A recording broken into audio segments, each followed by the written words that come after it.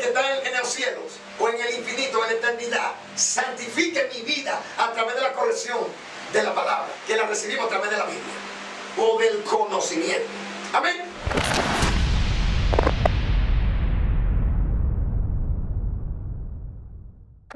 Padre Cristo, en esta tarde, en el nombre de Jesucristo, este es su programa, El Despertar de tu Conciencia.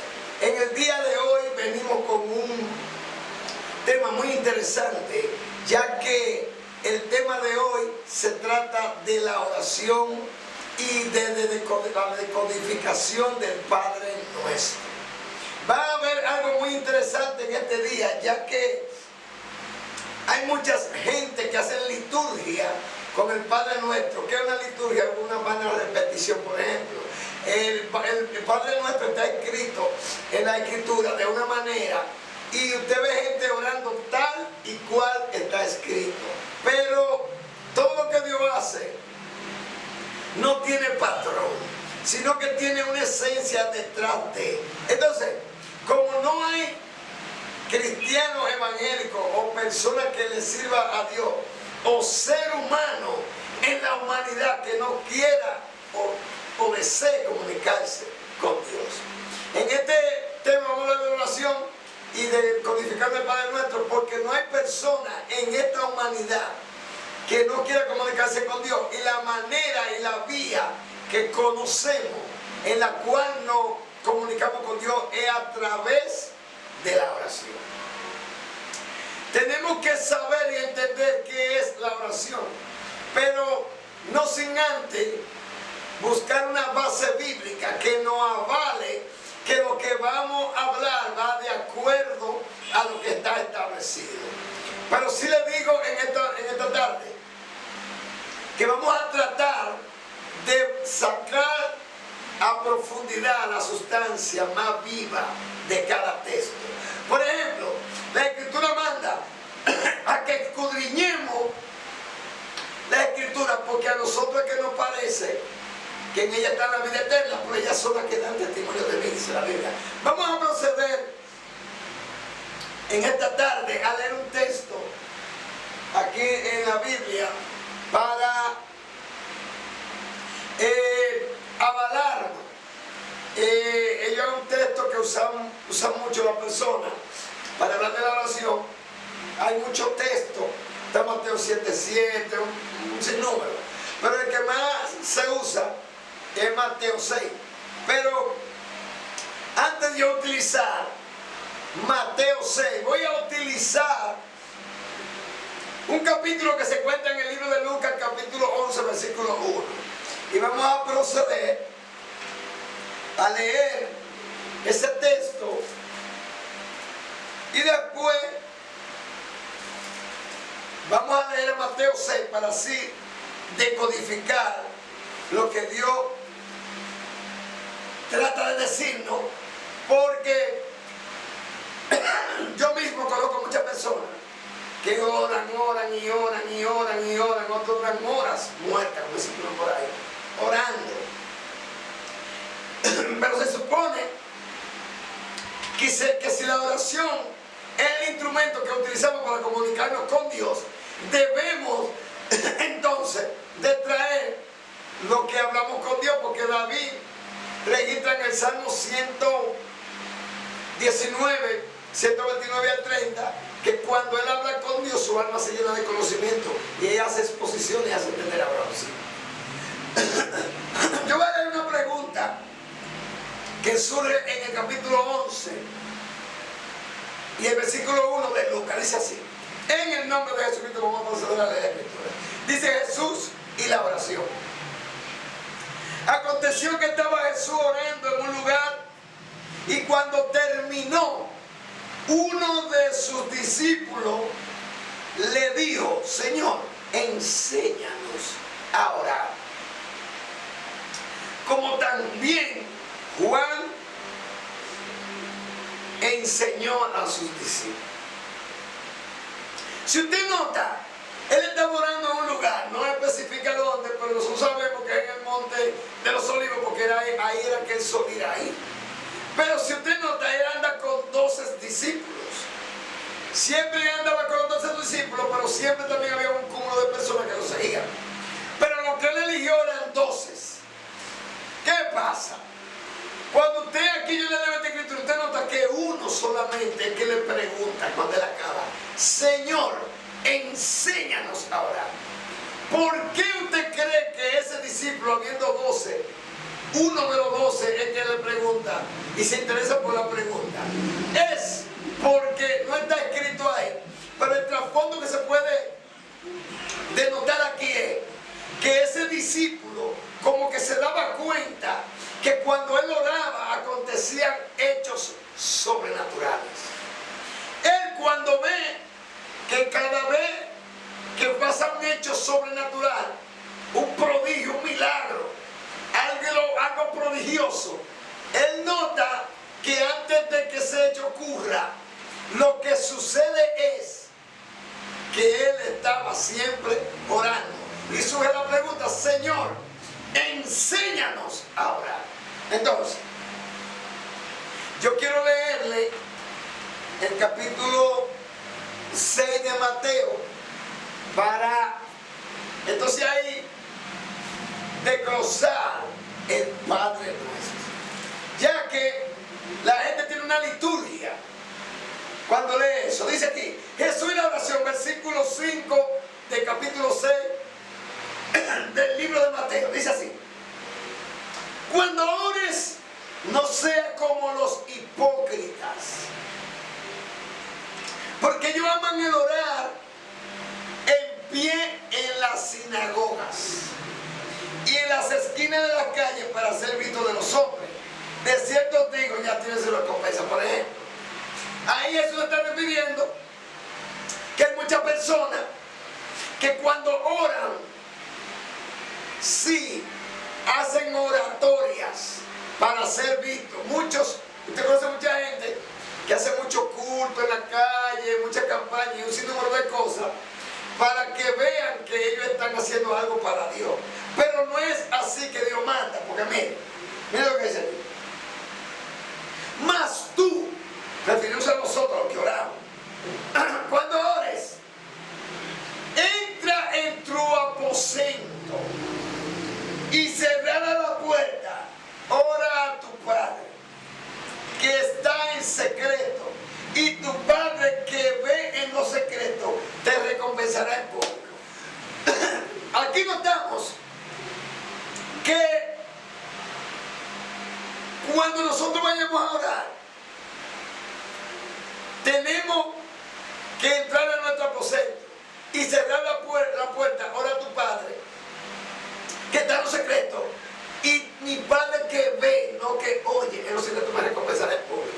Si usted nota, cuando usted está conversando con alguien, se supone que si yo estoy hablando, el que está hablando conmigo tiene que estarme escuchando. Y cuando él vaya a hablar, yo tengo que callar y escucharlo a él. O sea, que es una conversación, y en una conversación lo que te está escuchando.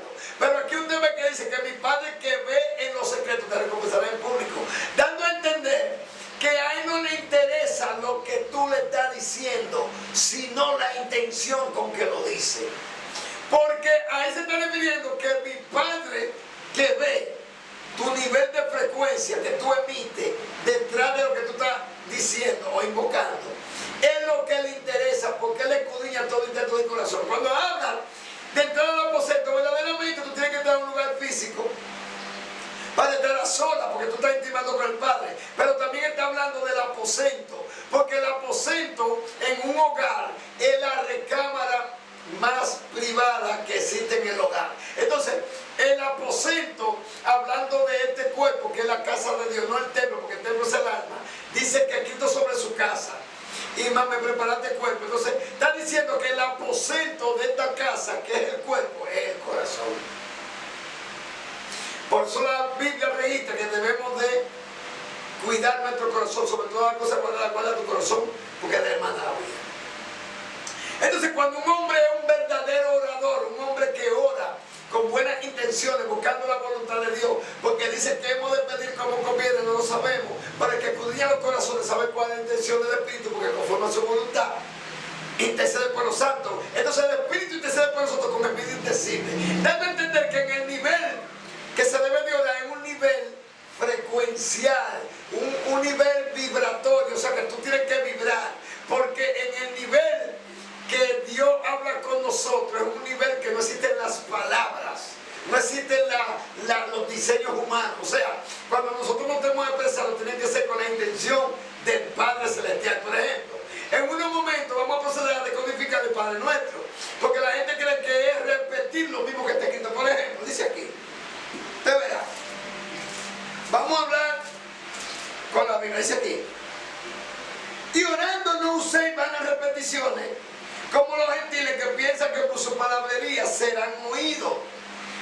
No hagáis semejante a ellos, porque vuestro Padre sabe de qué cosa tenéis necesidad antes que la pidan.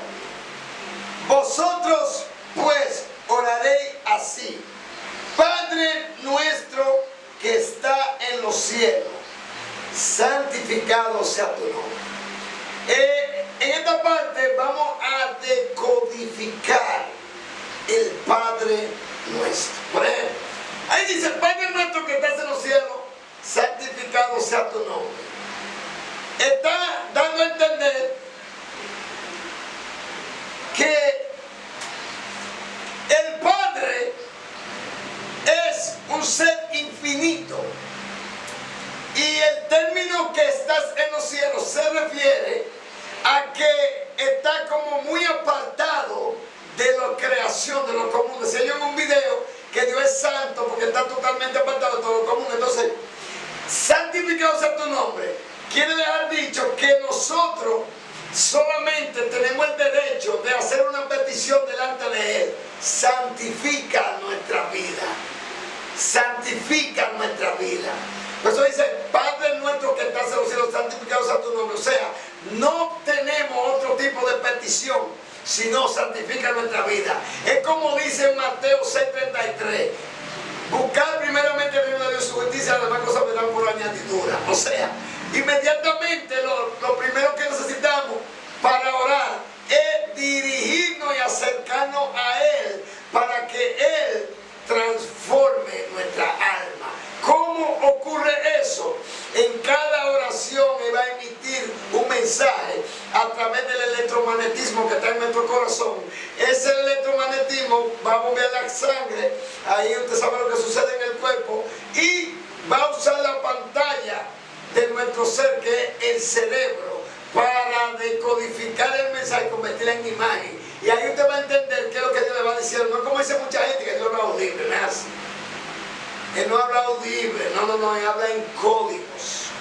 Vamos a seguir decodificando el Padre Nuestro.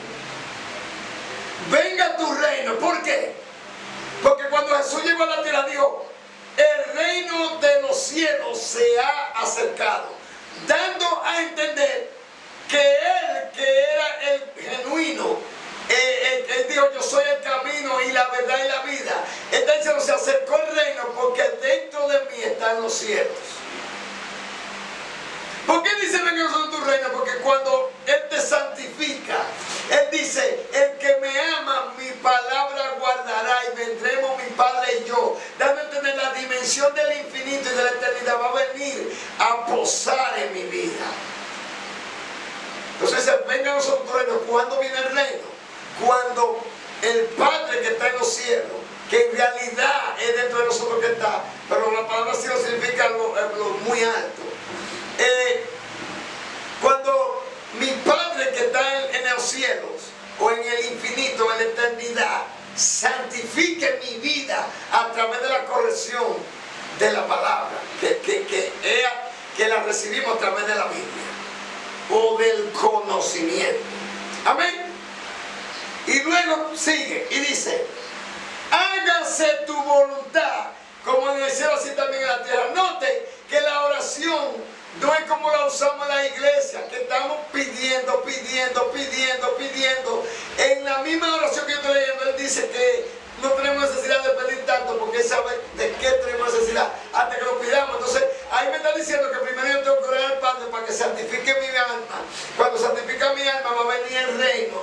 Cuando el reino venga a mi vida, entonces dice: hágase tu voluntad como en el cielo y en la tierra. Porque ¿cómo se va a hacer la voluntad del cielo y la tierra si yo tengo que entender los códigos de celestiales para poderlo transformar en palabras en este plano y traer el mensaje. ¿Me está entendiendo? El pan nuestro de cada día, dándolo hoy, dando a entender que el pan es la palabra. Porque cuando surge el pecado o la desobediencia, en el capítulo 3 se dice: cardo y espino producirá la tierra. Pero dice: con el sudor de tu frente conseguirá el pan. ¿Y cómo yo sé que es la palabra? Porque dice: yo soy el pan vivo que descendió del cielo. Entonces dice que cada día tenemos que tener una comunicación con Dios para que cada día Él nos dé la palabra. Por eso dice que son nuevas cada mañana. Perdona nuestras deudas, como también nosotros perdonamos a nuestros deudores.